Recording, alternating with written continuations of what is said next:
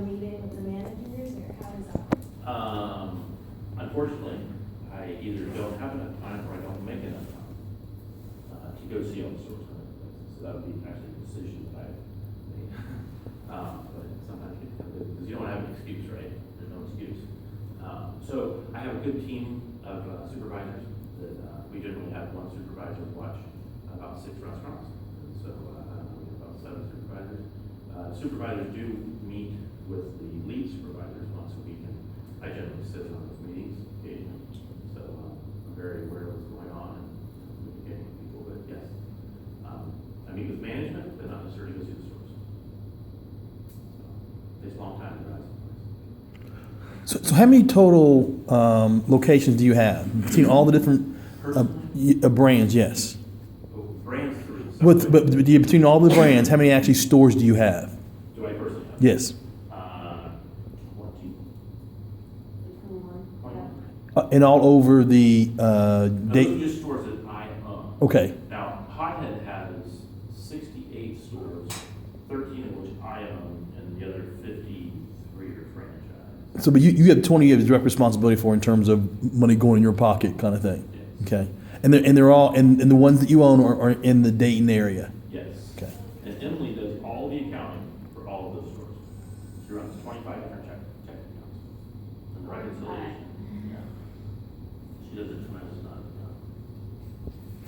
job. So now, one of the things that I observe as you were talking is that there's so much that you know off the top of your head in terms of numbers and how things work from a week in, week out basis kind of thing. How important is that, for you to kind of know what's going on and just know that stuff at the top of your head versus having to kind of flip through a book to find it?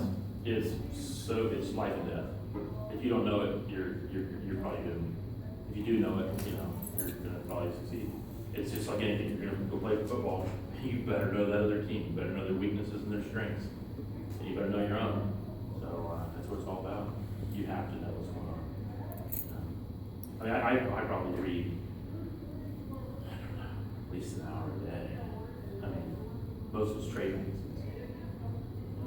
If you're it's funny. I'm not into sports. It's just something I'm not into because it doesn't change my life. It doesn't change my income. It doesn't affect me. And I know a lot of people. I'm not putting down sports. I have tremendous respect for them, and I respect people for enjoying things like that. So, but entrepreneurship is my sport, and I'm good at it, and I know it. And so, people out there, if you're into football and you really enjoy that, that's what I do. I do the same thing you do. If you're a serious NFL spectator, you do exactly what I do. I just do it with something that I can make money at. You do it with something that you engage with your friends and give something to talk about and entertainment. But it's very similar. But now, you said something interesting to me, or just now, that you read an hour a day. So it's not like, okay, I'm a business now and I've stopped learning. Oh, no. It keeps on. Absolutely. It's almost like blood. You got to have it in you. If you don't, then you're going to wind up dying. Yeah. Yeah. Businesses do not go backwards. They have to go forward. And if you don't educate, you're going backwards. Absolutely. Yeah, it's a nasty game, and it's a vicious game. But your competitors are all over you. And they don't mean nobody's out there trying to hurt each other.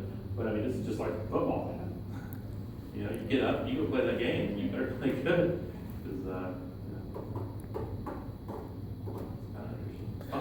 Now, before you said something interesting before we start class with how the economy has an impact on your industry. Yeah, can you kind of talk about that a little bit?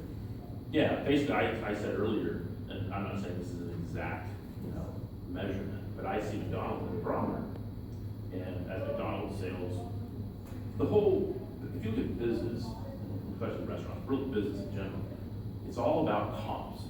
That means comparative sales from last year. So if you're doing $100 a year in sales, and the next year you do 99, and the next year you do 98, you're headed towards zero, and you're going to get there, okay, in time. So in business, you have to be up. You have to be comping up. If you're comping up 4%, you're doing okay. If you're comping up see as a restaurant brand, taking a national restaurant brand like McDonald's or Wendy's, they're pretty darn happy if they're comping up 4%. If they're comping up 5%, that's really fun. If they comp up 7%, they're starting a record. You know, so point being is this is all about comps. You have to grow. And so, you know, for us, it's all about, I lost my point I was going to say, but it is, what was your question? The economy, the impact, McDonald's, like okay. So McDonald's, so comps. So you think about comps being a barometer or a measurement device. You hear about the economy and, you know, house sales are down, and this is down, and retail sales are down. Those are all comp numbers we're talking about. They're comparing it to last year. So McDonald's, I've always seen it, my personal opinion, not everybody's opinion, but my personal opinion is McDonald's is a barometer for the economy. And it's an early warning system if you watch their sales really close, because as consumers, as dollars tighten up, you know, if you raise the price of gas for me, it doesn't really affect what I eat for dinner. If the price of gas goes up to $4 a gallon for you, it's going to affect probably what you buy yourself at the grocery store next week. Okay, so the masses, when you have the economy, inflation begins, like gas prices go up, you start pulling back on your dollar spent. You don't feel as confident, so you don't buy that TV. But also, the first place you go is in your food. You spend so much money on food. You don't realize that it's a big expenditure in your life. And so what I see is as the economy tightens, McDonald's comps go up. Okay? And as the economy gets better, McDonald's comps go down. McDonald's is squirming because their sales were down for, what, a year or so? Well, yeah. Because the economy was getting better. People were like, I'll go buy me an $8 burrito instead of a $4 Big Mac. You see, and they start treating themselves. They start taking care of, you know, embellishing, or whatever I call it. So that's how I see McDonald's, the early warning system. And what's interesting is this McDonald's comps are up right now. And the restaurant industry is slowing. Okay? But the economy is tightening.